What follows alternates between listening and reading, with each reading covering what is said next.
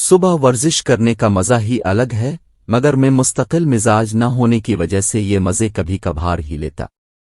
वर्जिश नहीं बल्कि सुबह की सैर कह ले, घर से 2 किलोमीटर के फासले पर क्रिकेट के मैदान तक जाना और फिर टहलते हुए वापस फुटपाथों पर बेघर लोग सोते जाते नजर आ जाते, को बैठा कुंगी कर रहा है तो को कहीं जाने की तैयारी, तो को ख्वाब खरगोशी के मज़े ले रहा है। न जाने क्यों मैंने फुटपाथ पर सोने वालों की गिनती करना शुरू कर दी।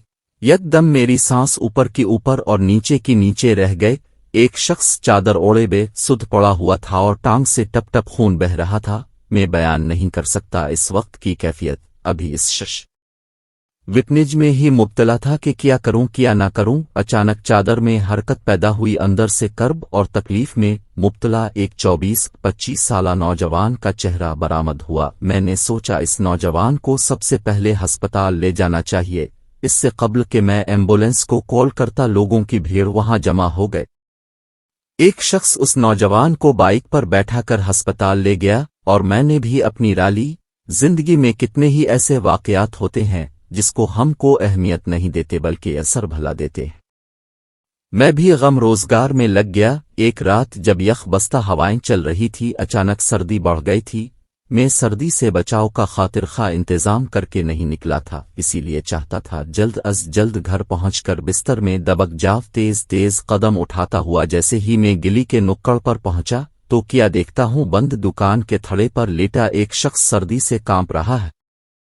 अंधेरे में चेहरा साफ दे नहीं दिया, कपकपाने की आवाज ही एक हसास इंसान के रोंगटे खड़े करने के लिए काफी थी। भागों भाग में घर से रजाई और कंबल उठा लाया और कांपते हुए शख्स पर डाल दिए। मैंने मोबाइल टार्च की रोशनी में देखा तो ये वही नौजवान था जो चंद रोज कबल फुटपाथ पर जख्मी हालत में नजर आया था। मैंने नाम पूछा तो गोया उबल पड़ा, कहने लगा, भाई साहब नाम में क्या रखा है? नाम नूर है, जबकि हूं बे नूर। लोग बताते हैं कि शायद 2-4 माह का था तो कोई भी सेंटर में फेंक गया था, वहीं पला बढ़ा। उन्होंने मुझे लिखना पढ़ना सिखाया, आज मैं शायरी भी करता हूं, 1-2 अशार भी उसने सुनाए। नूर ने अपनी बात को जारी रखते हुए कहा, ईदी सेंटर वाले एक दिन मजार कायद घुमाने ले गए। बस मैं वहां से भाग लिया, शायद मैं आजाद फिजा में सांस लेना चाहता था। ना जाने क्यों भागा, ये कहकर नूर ने खला में घूरना शुरू कर दिया। भाई साहब अब किया जाने बेघर लोगों के दुख, कभी किसी पुल के नीचे तो कभी किसी फुटपाथ पर दर्द की पैबंदकारी करते रहते हैं। भाई वो किसी शायर ने कहा ना कि जिंदगी क्या किसी मुफलिस की क़बा है जिसमें हर घड़ी दर्द के पैबंद लगे जाते हैं। अचानक बादल की घन गरज ने माहौल को मजीद संजीदा कर दिया।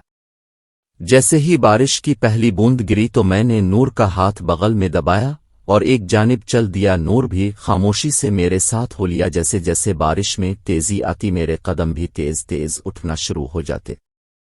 जल्द ही मैं अल्लाह ताला के घर के सामने खड़ा था, जिसके दरवाजे पर चाइना का ताला मेरा मुंह चिढ़ा रहा था। मुझे मालूम था मौलवी साहब मस्जिद के क्वार्टर में पिछवाड़े ही में रहते हैं। जल्दी से मैं इस तरफ बढ़ गया। मौलवी साहब के मकान में किसी किस्म की घंटी लगी हुई नहीं थी। बादल नखास्ता दरवाजा खटखटाया। कई बार खटखटाने के बाद अंदर से आवाज, कौन कमबख्त इतनी रात में आ गया? दरवाजा खोलते ही मौलवी साहब ने अजनबी नजरों से हमारी तरफ देखते हुए कहा, जी फरमाइए मौलवी साहब। ये नौजवान बारिश में भीग रहा था। मैंने सोचा मस्जिद में रात गुजार ले। मैंने जल्दी से अपना मुद्दा बयान कर दिया। मौलवी साहब ने इनकार में सर हिलाते हुए कहा कि अभी पिछले हफ्ता ही मस्जिद का घड़ियाल चोरी हुआ है और मस्जिद इबादत करने की जगह है, मुसाफिर खाना नहीं। हुजूर अगर इस तूफानी बारिश में इसे कुछ हो गया तो अजाब हमारे सर आएगा। अब मेरा ओरिजिनल शनाख्ती कार्ड रख ले, मैंने खुशामदाना और जज्बाती ब्लैक मेलिंग वाले अंदाज में कहा और शनाख्ती कार्ड उनके हाथ में थमा दिया। मौलवी साहिब चाबी ले यावर मस्जिद की जानिब चल दिए। रास्ते में सिर्फ एक बात पूछी, मियाँ क्या आपके घर में जगह नहीं थी? मैंने सिर्फ इतना कहा, नहीं दिल चाह रहा था कहूं कि 40 और 80 गज के मकानात में हम ही बमुश्किल गुजारा कर पाते। अब तो ऐसे अनजान बन रहे हैं जैसे इस मोहल्ला में नए हूं। नूर मस्जिद के कोने में दबक कर लेट गया और मैं खुशी से गुनगुना दिया, जिसका को नहीं इसका तो खुदा है यारों। मौलवी साहिब ने मुझे घोर कर देखा। मैंने चुपके से अपने घर की राह ली। दूसरे दिन जब मैं ऑफिस से वापस आया तो बेगम ने इत्तला दी कि कई मर्तबा कुछ लोग आपको पूछने आ चुके हैं। बात मुकम्मल भी नहीं हुई थी कि काल बैल ने मुसलसल चीखना शुरू कर दिया। ऐसा लगा को बटन पर हाथ रख कर भूल गया है। मैंने जल्दी से दरवाज़ा खोला तो सामने 3 मौलवी हजरात खड़े थे।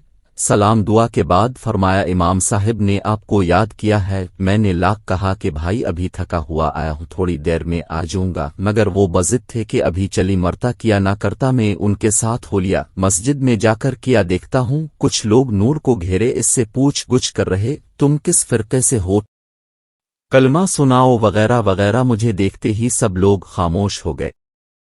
एक नमाजी ने इमाम साहिब के कान में कुछ कहा तो फिर वो गोया हुए, आप उसको अपनी मस्जिद में क्यों नहीं ले गए? मेरा तो अपना घर नहीं है, बाप के घर में रहता हूं तो मस्जिद कहां से बना लूंगा? मैंने जानबूझकर गोल मोल जवाब दिया।